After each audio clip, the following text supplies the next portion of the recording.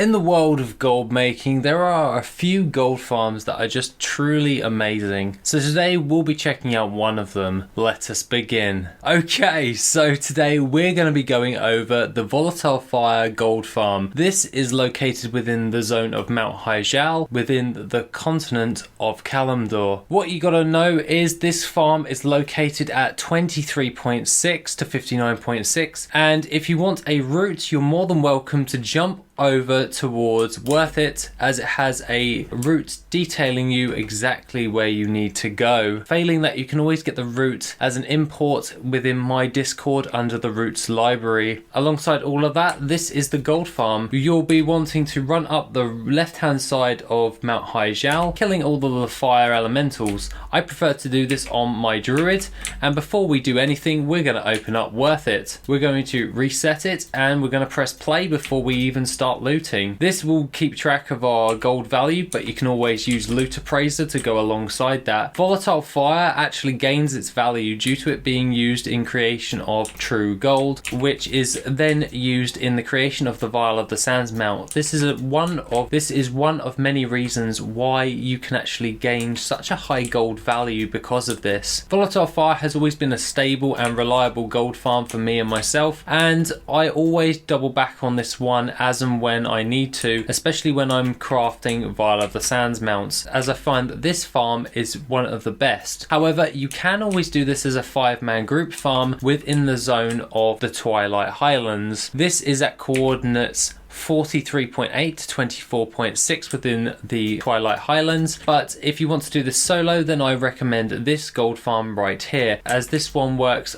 a lot better as a solo player than a group farm as in the Twilight Highlands. I do generally enjoy the Volatile Fire farm. I have done both of these gold farms, and overall I very much enjoy doing it as a group. This is because you get more materials per hour, as this just works a lot better in the relation to gold farming, because the more kills, the more force respawns, and thus that means the more loot we actually get for that hour. However, if you do want to increase your actual gold per hour, then you're more than welcome to go ahead and get the Potion of Treasure Finding. As these are Cataclysm mobs, you can gain additional loot from the tiny treasure chests that actually spawn, that actually are droppable from the mobs once you have the Potion of Treasure Finding act. Once I've completed the farm, all I gotta do is double back on myself, and by the time I get to the other end, they should have all respawned by that point. This is great as I'm able to loop around per hour and keep track of all the gold that I actually get a hold of. Alongside that, if we go into Worth It, we can always go over towards Miscellaneous and find Volatile Fire. This one is for the singular farm and not the group farm, just to bear in mind. Worth It estimates a 330 Volatile Fire per hour for this gold farm, alongside the transmog that you can actually farm up from these